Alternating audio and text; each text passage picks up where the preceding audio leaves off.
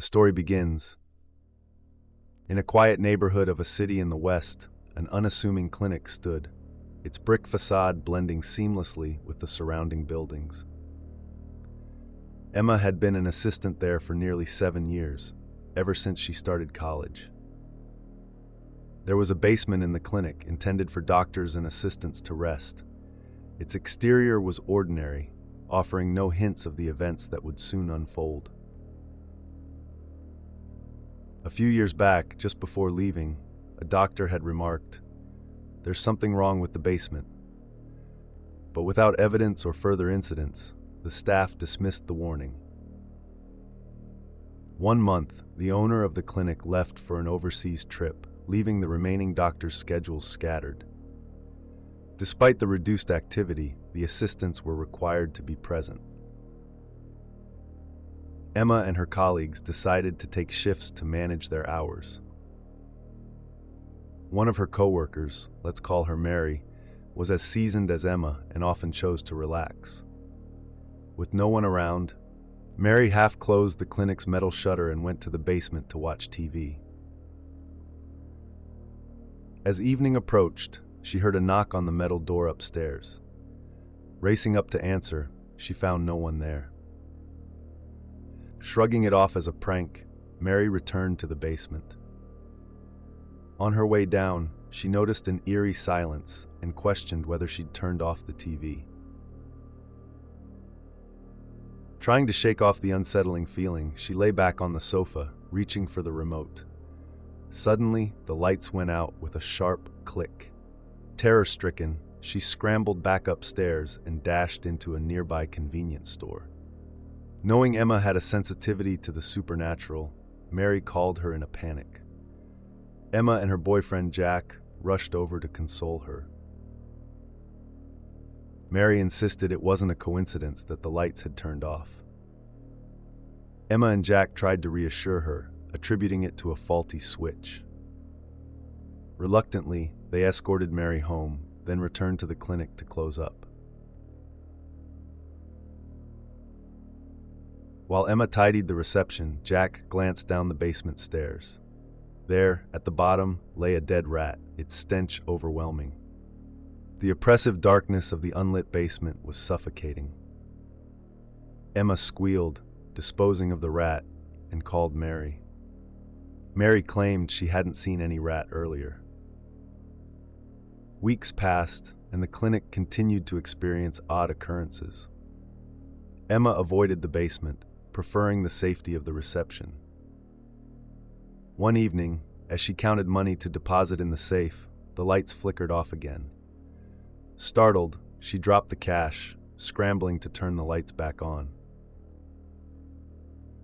As she bent down to retrieve the bills, she found them neatly stacked inside the safe.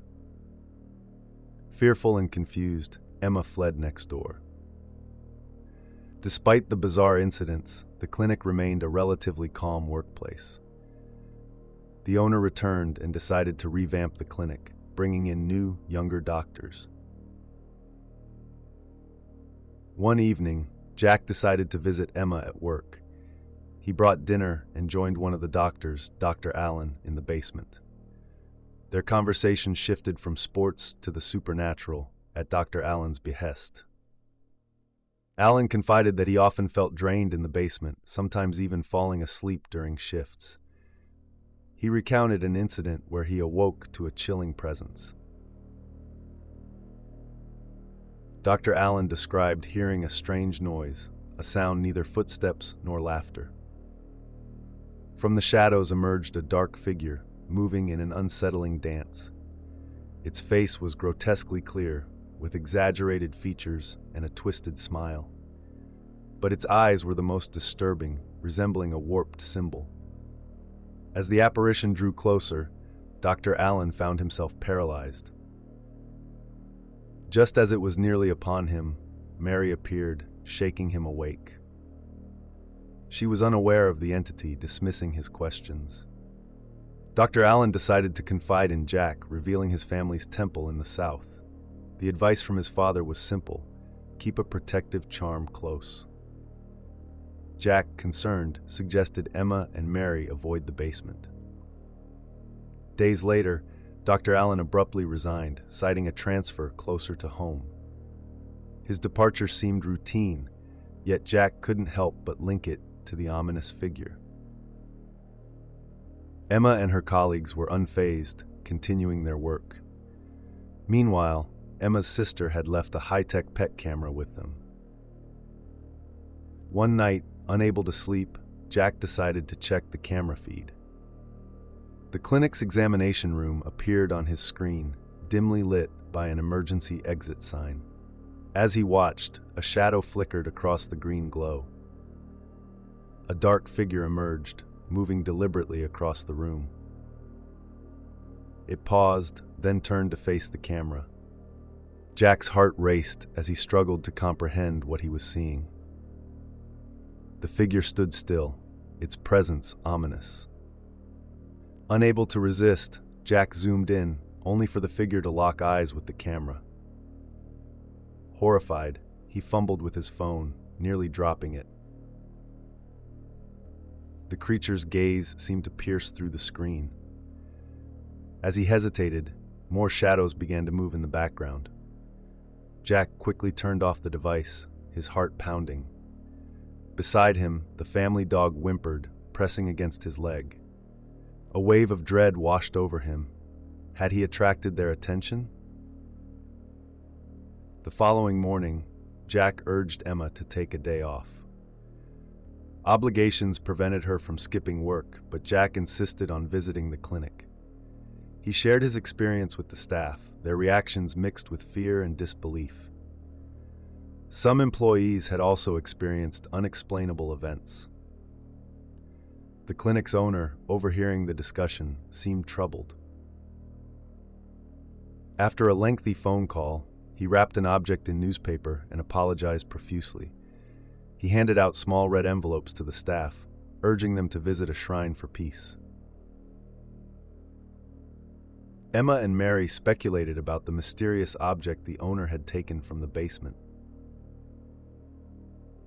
Mary recalled seeing a statue in the corner, while Emma mentioned a vase in the changing room. Regardless of the object's significance, they hoped it would bring calm. The owner granted them an unexpected break, citing personal matters. The unsettling events left a lasting impression, blending fear with curiosity. Emma and Mary decided to visit a local temple, seeking comfort in its serene atmosphere. As they left, a sense of relief washed over them. In the days that followed, the clinic's unusual incidents seemed to subside. The new doctors settled in, their youthful energy breathing life into the workspace. Yet, the memory of that shadowy figure lingered in the back of Emma's mind. It served as a reminder of the unseen world that occasionally intersected with their own. Despite the unsettling experiences, life at the clinic continued, an unspoken pact of cohabitation with the unknown. Emma found solace in her routines, even if the basement remained a forbidden zone. The clinic, with its ordinary exterior, concealed mysteries that defied explanation. The story ends. Don't forget to like, share, and subscribe to Mr. Macabre for more twisted tales that keep the darkness alive.